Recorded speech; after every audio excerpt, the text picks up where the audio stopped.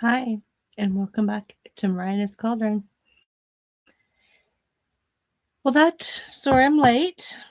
I was talking to my daughter for a little bit longer than I should have, but family first.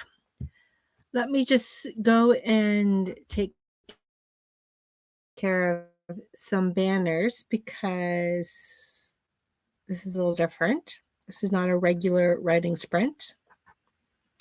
This is in honor of the full moon. And here we go. One more change. Full moon, tarot spreads, and chat. Okay, so last week, or not last week, but the last full moon, we chatted about fear. I really didn't think of a topic this time around. So, how about dreams? We have a few people here. Actually, we have Jenna. Hello, hello. Happy full moon in Virgo and 3-3 portal. And several other things going on. Yes, apparently there's something called the Mercury in retrograde. That one could explain some things going on in my life at the moment. But anyhow, dreams just kind of popped in my head. We all have our dreams. Sometimes they're turned into nightmares. Sometimes they're the dreams that when you sleep, they're so vivid that it's hard to recognize that it's not your life. It's not for real. Sometimes you dream of people that you know. Other times you could dream of people that you have no idea who they are. I like to think it as some dreams is kind of deja vu, something that's happened in your past that it's either that you've forgotten or in a previous life. A while ago, I haven't done it in a while, thankfully, that when we lived in Ontario, when my kids were really little, like our daughter wasn't even 2 yet. I guess she was just after her first birthday, so maybe she might have been like a year and a half or so. But anyhow, we lived in this small little house, literally in the woods. There was trees everywhere. The only time there was a break in the trees was because there was a house. Well, due to life and complications and various reasons, we ended up moving away from there. However, I used to always dream about that house. It was a little different sometimes. Sometimes all the walls were totally black. Found out years after we moved out that one of the owners had painted the walls black. And I did not know that until after I dreamt about these things. And another one, a part of another dream, could be what you want to accomplish in your life.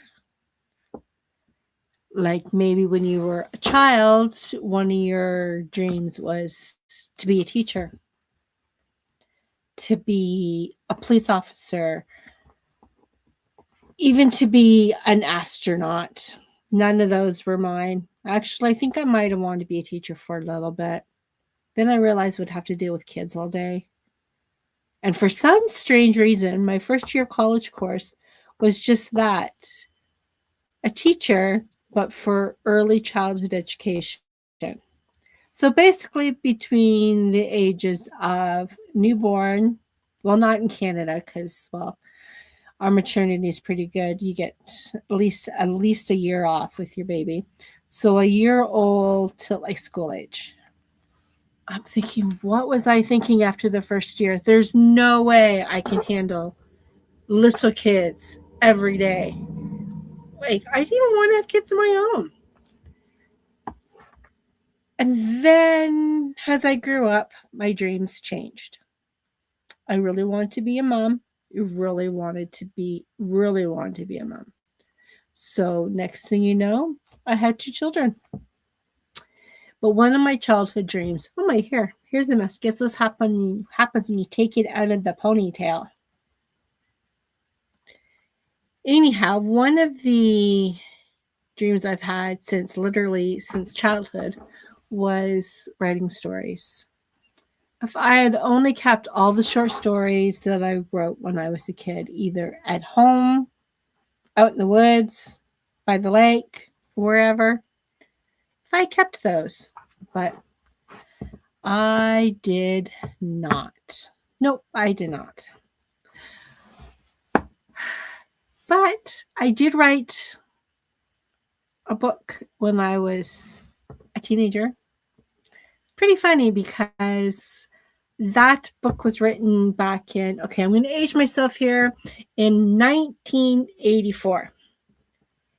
Then when my kids were wee little ones, I'm like, I really need to get back into writing. So I wrote my first book. Took me a few years with being a full-time mom who really liked to volunteer with their kids, especially events at schools and all that. But my first book was set in 1984. 1984.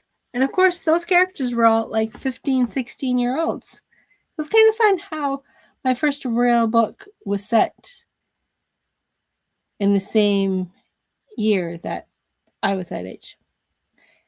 And so that's progressively getting better and better every time I read it through, and I've had critique partners. So now I am doing final edits on my phone. Like, it is such a difference than looking, reading, revising on paper, on your laptop, on your desktop, and then switch it to your phone. It's like reading an ebook. And of course, I am noticing a lot of minor changes, things I need to change, little things like, do I really need to have 2 periods? No, I just need 1. Or, this is not the right word. It's not even spelled right. Change it.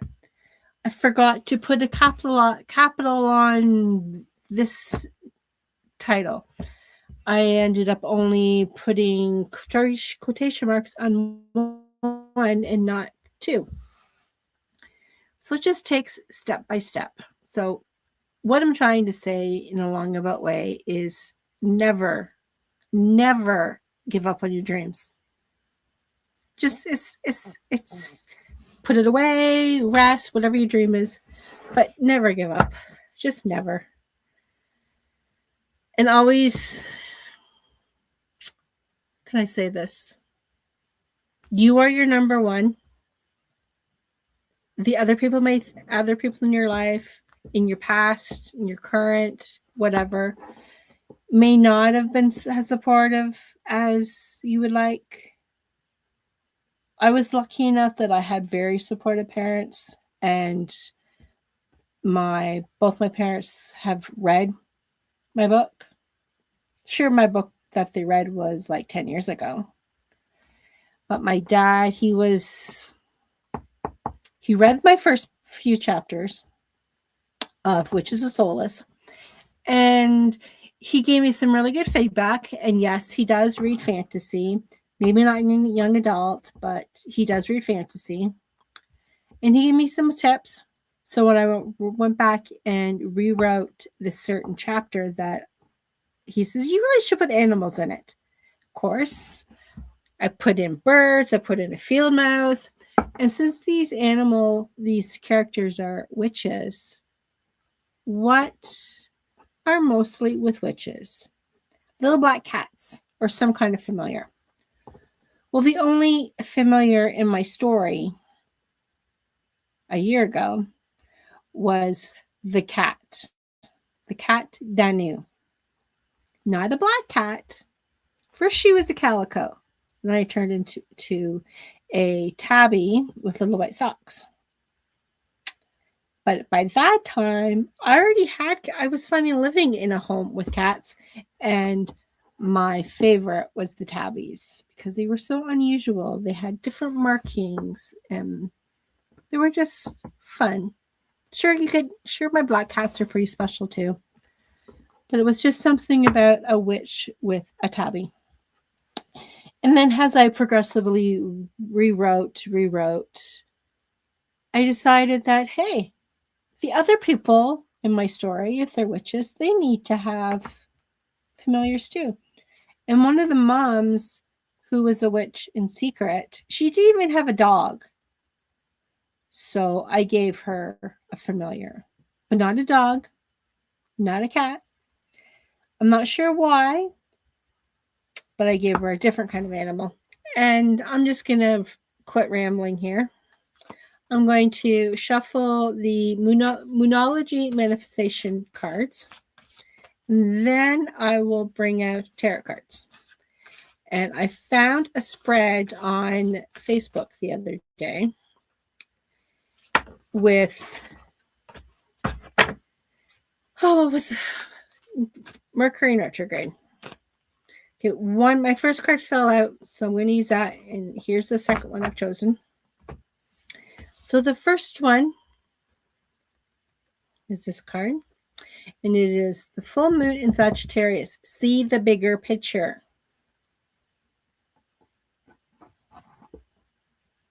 So maybe you're not ready to publish yet, but you're writing your book, you're revising. Don't worry. One day you will be punished. Published, not punished, published. Oh my goodness.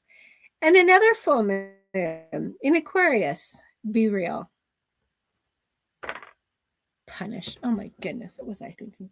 Okay, where is I thought I had a deck of cards out here. I guess I don't. I'm going to use the Mystical Cats.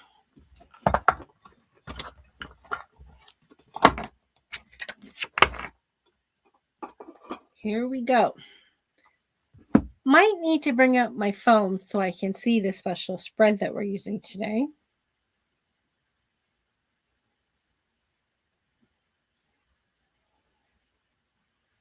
Okay, so 6 cards. So the first card, of course, 2 of them just flipped out, so they're going to be set aside. So the question for the card number 1 is, what will this Mercury retrograde bring into my awareness?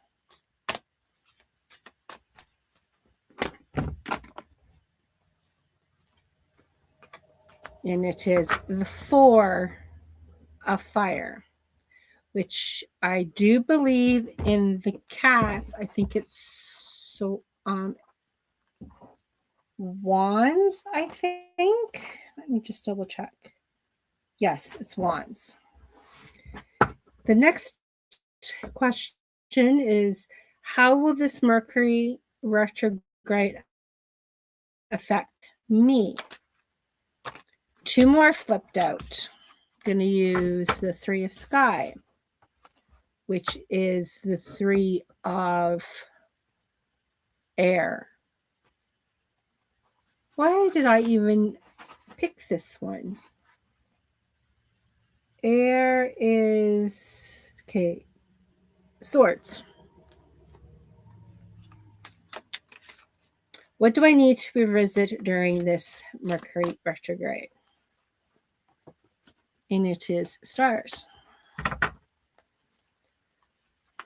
What do I need to regroup during this time?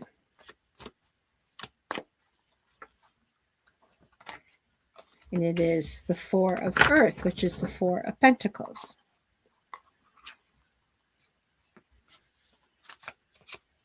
Number 5, what unknown factors do I need to be aware of?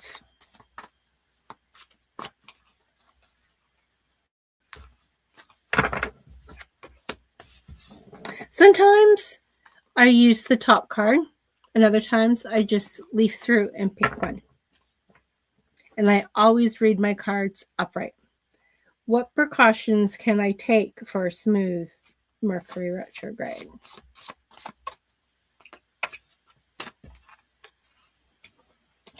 It is the Chariot. So let's look into these cards a little bit more. Four of Fire.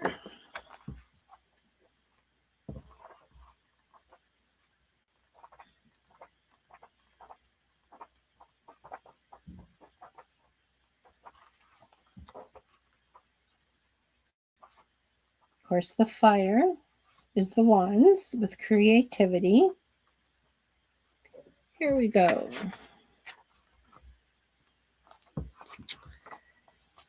Mundane practicalities will not fully feed your spirit. Make time for wonder, beauty, magic, and connection to the sacred. And here we have these four little kitties playing with an orb.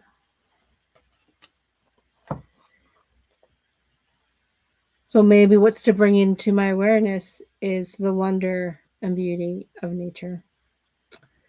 Three of Sky was, how will this retrograde affect me?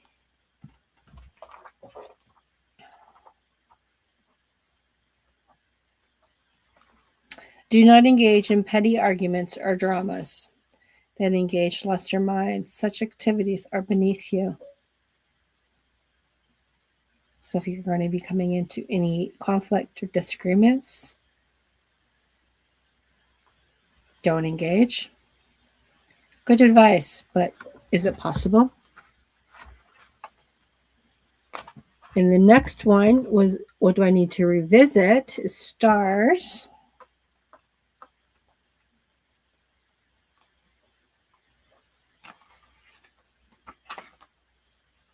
Never doubt that you are unique and precious. You are the vital part of the great dance of the cosmos. Choose your next actions with the surety that you are being divinely guided. Four of Earth. Of course, Earth is Pentacles.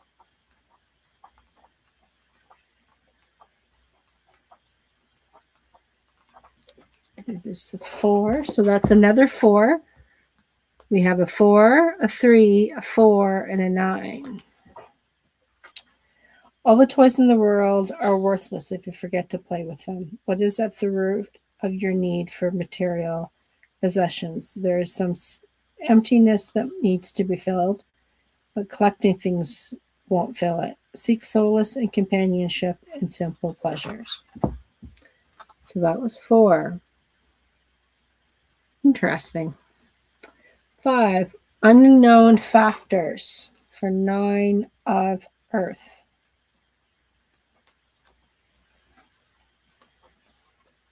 You have earned your place in the sun. Claim your right to retreat in the solitude of contentment. Being on your own to contemplate beauty is the kind of prosperity that needs the soul. Not everything is meant to be shared.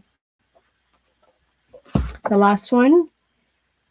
What precautions can I take for a smooth Mercury retrograde? And we got the Chariot. We got this little kitty in the Chariot being drawn by 2 rather large dogs. I think they're Great Danes.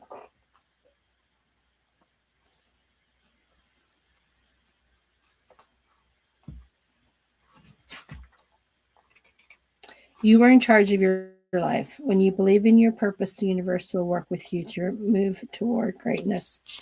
Your success is assured, but you must take action to set it in motion.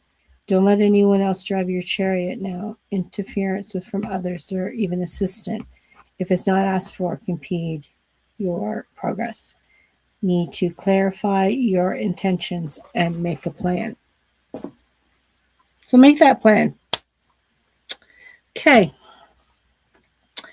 That is it for this full moon tarot cards. And I will see you next time on the new moon when we will have another event like this. It depends on what day it is, maybe even a running sprint. We'll see. That's it for now. And what else was I want? I wanted to say something else, but now my mind is just everything's gone. I didn't even know what to talk about when I decided to do this. And then my daughter showed up. Well, I guess she didn't really show up physically. Called and making plans of when I could visit her next.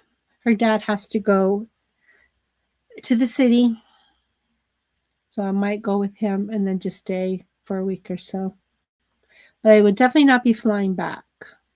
I don't like flights. But I would much rather sit on a bus for 9 hours and then wait in line and go through customs. Even though it's still in Canada, it's just a pain. So I will see you guys all next time. Bye-bye.